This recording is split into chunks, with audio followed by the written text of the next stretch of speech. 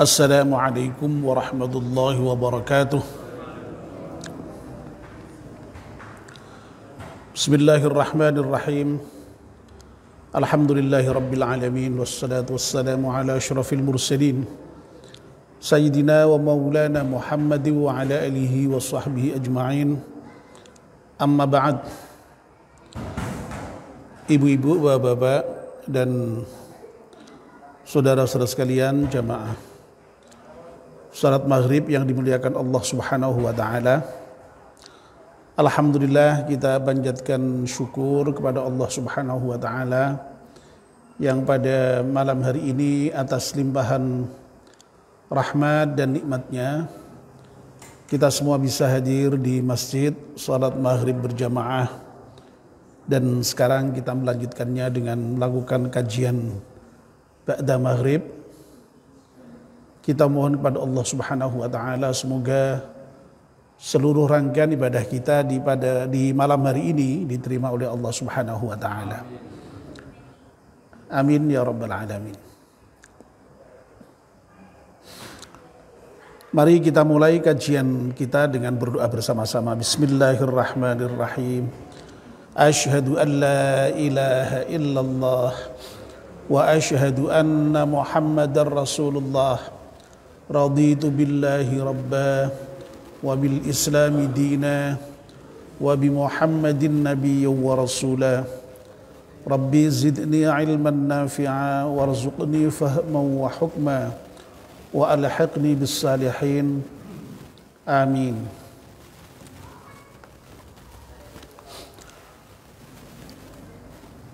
Bapak dan ibu-ibu, kita masih meneruskan kajian kita kitab Nashaikhul Ibad, dan kita masih membicarakan bab thulathi maqalah yang keempat. Maqalah yang keempat bab thulathi ini berasal dari Utsman bin Affan radhiyallahu anhu. Utsman bin Affan radhiyallahu anhu bersabda atau berkata, man tarakad dunya ahabbahullahu ta'ala wa man tarakad dhunuba ahabbahul malaikah wa man hasamat tam'a 'anil muslimina ahabbahul muslimun. Barang siapa yang meninggalkan dunia, maka Allah akan mencintai orang itu, orang yang meninggalkan dunia. Wa man taraka dzunuba ahabbahul malaikah. Barang siapa yang meninggalkan dosa, malaikat akan mencintai orang-orang yang meninggalkan dosa itu. Wa man hasamat tam'a 'anil muslimina. Barang siapa yang memutus tamak dari kaum muslimin, ahabbahul muslimun, maka orang-orang muslim akan mencintai orang-orang yang memutus tamak dari orang-orang muslim. Bagian yang pertama, man tarakad dunya ahabbahullahu ta'ala, sudah kita bahas tadi subuh ya. Dan pagi ini kita akan membahas bagian yang kedua. Kemarin sudah saya katakan ya bahwa maqalah yang keempat dari Utsman bin Affan ini boleh dikatakan merupakan kiat agar supaya kita dicintai Allah, yakni dengan cara meninggalkan dunia. Dan cara meninggalkan dunia itu sebagaimana yang sudah kita bahas menurut Imam Nawawi itu yaitu dengan cara mempersedikit makan dan kenyang, serta dengan cara membenci pujian dari manusia. Nah, kalau bisa meninggalkan dunia dengan cara seperti itu, maka Allah akan mencintai orang yang bisa meninggalkan dunia itu. Nah, yang kedua ini merupakan kiat yang diberikan oleh Utsman bin Affan agar supaya kita dicintai malaikat. Nah, Utsman menyatakan, ya, waman tarakadz dzunuba, dan barang siapa yang meninggalkan dosa, ahabbahul malaikah. Orang yang meninggalkan dosa itu akan dicintai oleh malaikat, para malaikat. Ya. Jadi ini resep atau kiat dari Utsman bin Affan. Barang siapa bisa meninggalkan dosa itu akan dicintai oleh malaikat. Nah, lalu Imam Nawawi di dalam kitab Nasihatul Ibad ini memberikan argumen kenapa itu, ya, malaikat itu kok mencintai orang-orang yang meninggalkan dosa. Nah, menurut Imam Nawawi, li'annahu, karena orang-orang yang meninggalkan dosa, maksud saya, ya, karena orang-orang yang meninggalkan dosa, la yut'ibul katabata, tidak menyusahkan, tidak merepotkan, tidak memayahkan para malaikat yang pekerjaannya itu mencatat, ya, amal manusia, ya. Alladzina yaktubunas sayyiat, ya, yang mereka itu, para malaikat itu menulis atau mencatat keburukan-keburukan manusia, ya. Ini agak apa namanya, khas ini, ya, argumen yang disampaikan oleh Imam Nawawi itu.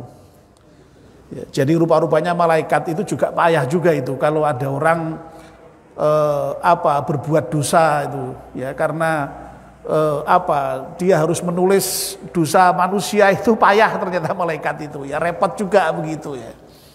Ya. Ya. Masya Allah, ini apa namanya, menurut Imam Nawawi dalam kitab Nasihatul Ibad itu, ya. Bapak dan ibu-ibu yang saya hormati, malaikat itu kan merupakan apa namanya, ya, yang sesuatu yang harus kita imani keberadaannya, ya. Jadi meskipun kita tidak melihatnya, itu bagian dari rukun iman, itu harus kita percaya itu adanya malaikat itu, ya. Ya. Dan malaikat itu memang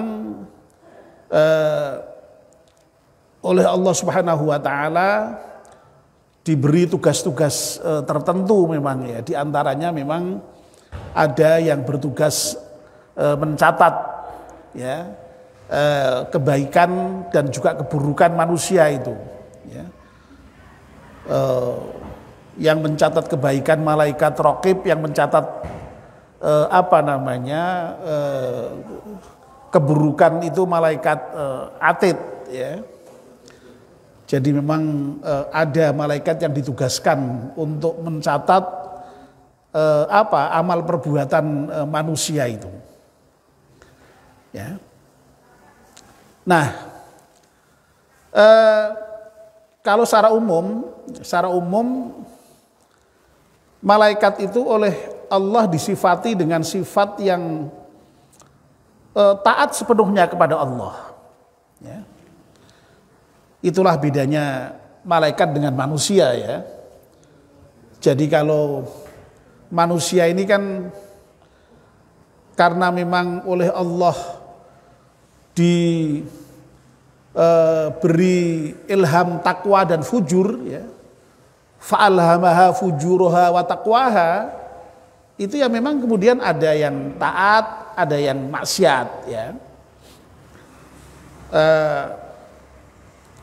Dan semua manusia ya punya itu sifat taat dan sifat maksiat itu ada. Cuma persoalannya tinggal ketaatannya seberapa, maksiatnya seberapa, itu yang membedakan antara satu dengan yang lain, ya. Ya. Nah, itulah yang membedakan manusia dengan malaikat itu. Ya, kalau malaikat itu oleh Allah diciptakan, didesain dari sononya memang hanya untuk taat saja. Ya. Ya. Jadi dalam Al-Quran itu ditegaskan sifat malaikat itu la ya'sunallaha ma amarahum wa yaf'aluna ma yu'marun. Malaikat itu tidak pernah bermaksiat terhadap apa yang diperintahkan kepadanya, dan tidak pernah dan malaikat senantiasa melakukan apa yang diperintahkannya. Wa yaf'aluna ma yu'marun. Jadi tidak pernah membangkang, ya.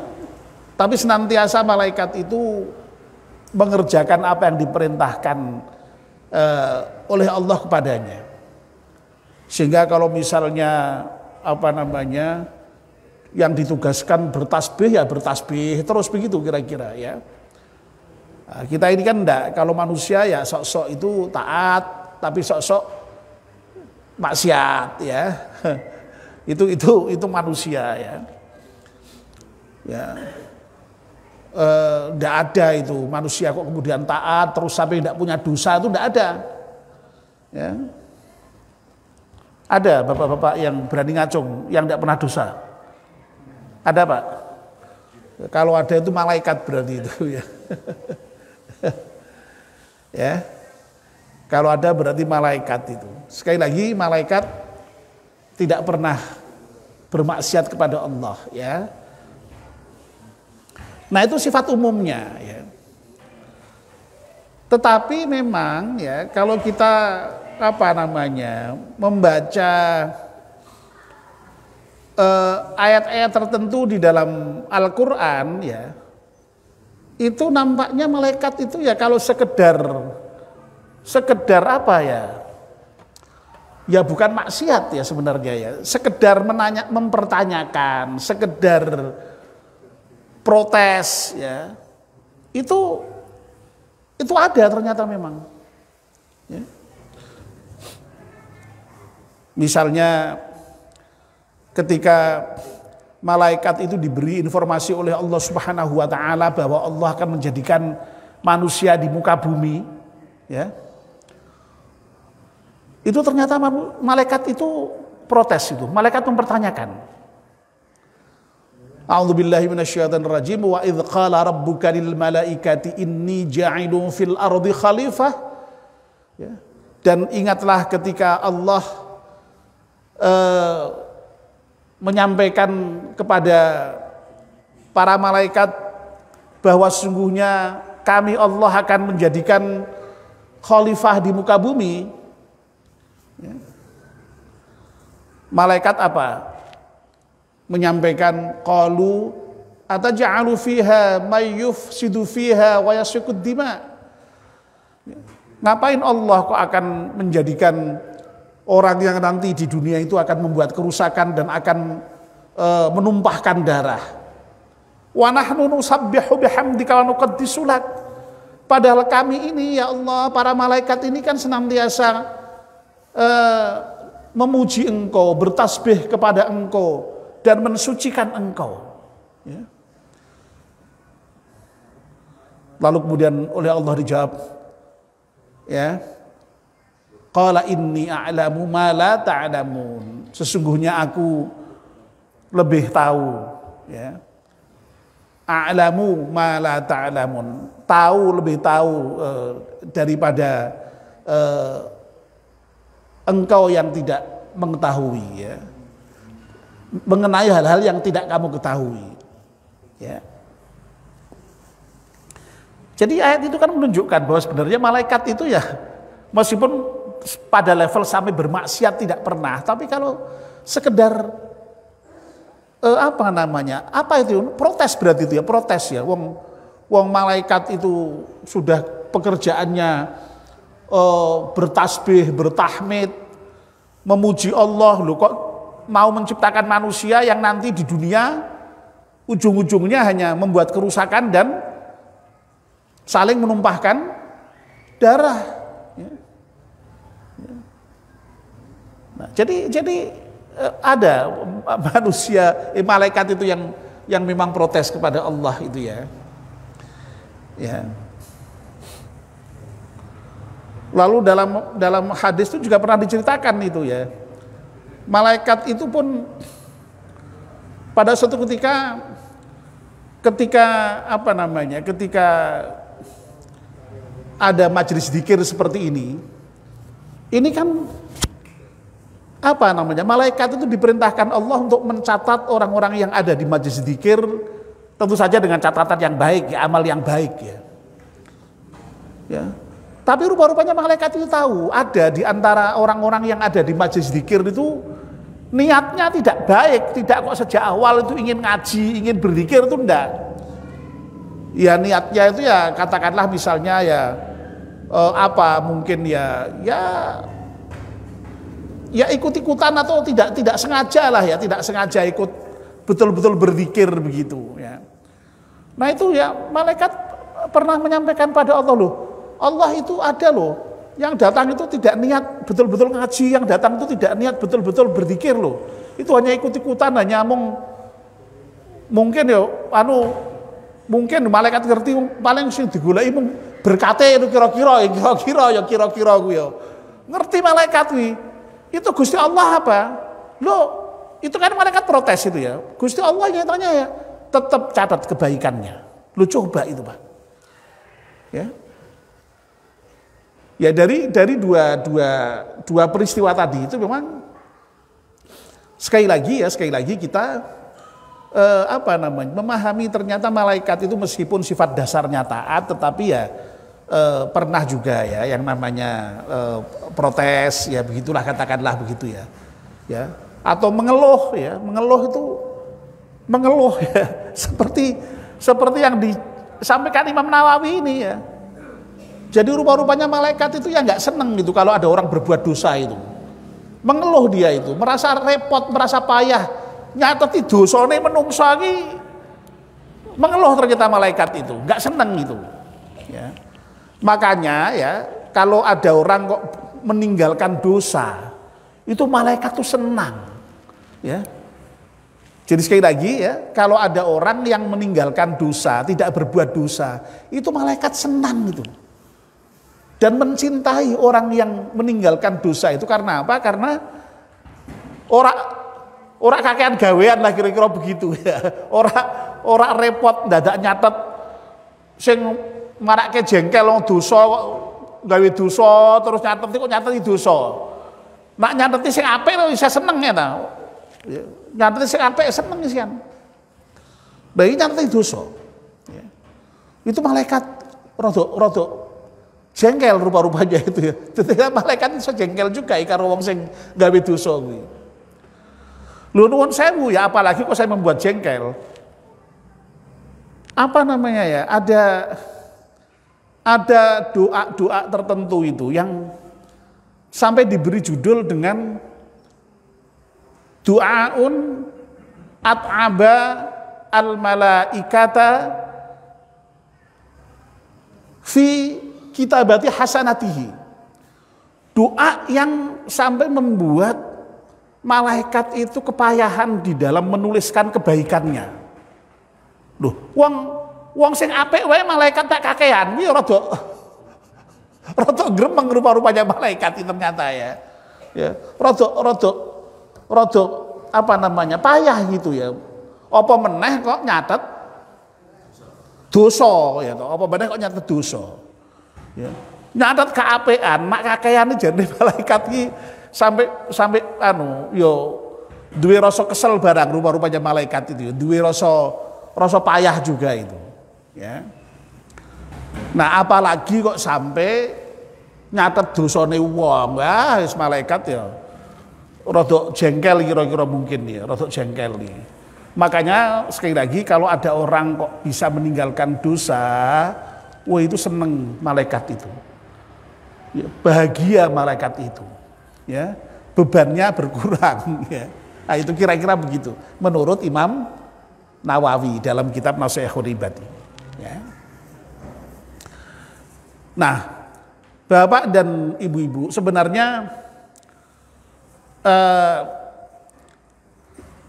takwa itu kan ada dua ya. Jadi biasanya sering diterjemahkan dengan imtithalu awamirillah wajtinabun nawahihi. Yang namanya takwa itu kan melaksanakan perintah Allah dan menjauhi larangannya. Ya. Jadi kalau kita menjalankan perintah Allah itu dapat pahala, kalau meninggalkan perintah Allah kita berdosa. Ya. Kalau terhadap larangan kita meninggalkan mendapatkan pahala. Jadi meninggalkan larangan tok itu sudah pahala. Makanya malaikat senang tadi itu, tidak berbuat dosa kan, itu berpahala itu. Ya. Nah, kalau kita melanggar larangan, kita berdosa, ya. Nah, kalau sampai berdosa itu yang malaikat tadi itu nggak senang tadi itu ya. Nah, yang kita harapkan ya, Bapak-bapak dan Ibu-ibu, tentu saja malaikat itu senang dengan kita. Malaikat itu mencintai kita, ya. Dan sebenarnya yang namanya bagaimana malaikat itu cinta dengan kita ya, itu caranya ya tidak hanya kok dengan sekedar meninggalkan dosa ya. Dulu beberapa waktu yang lalu sudah agak lama ya, saya pernah membahas topik tentang bagaimana malaikat itu hadir di majelis-majelis tertentu. Malaikat itu mendoakan orang-orang tertentu ya. Lu kalau sampai hadir ya mendoakan itu berarti malaikat kan ya seneng kan? Malaikat kan ya cinta dengan orang-orang yang didoakannya itu. Nah, di antara Bapak dan Ibu-ibu ya, di samping kiat yang tadi sudah diberikan oleh Utsman bin Affan tadi ya, yang kita meninggalkan dosa tadi itu, kita datang ke majelis zikir seperti ini, majelis taklim seperti ini malaikat senang. Malaikat mendoakan kita ya, agar supaya kita ini diampunkan dosanya, agar supaya kita ini dirahmati oleh Allah Subhanahu wa taala. Ya, Masya Allah. Nah, untungnya malaikat itu ora ketok.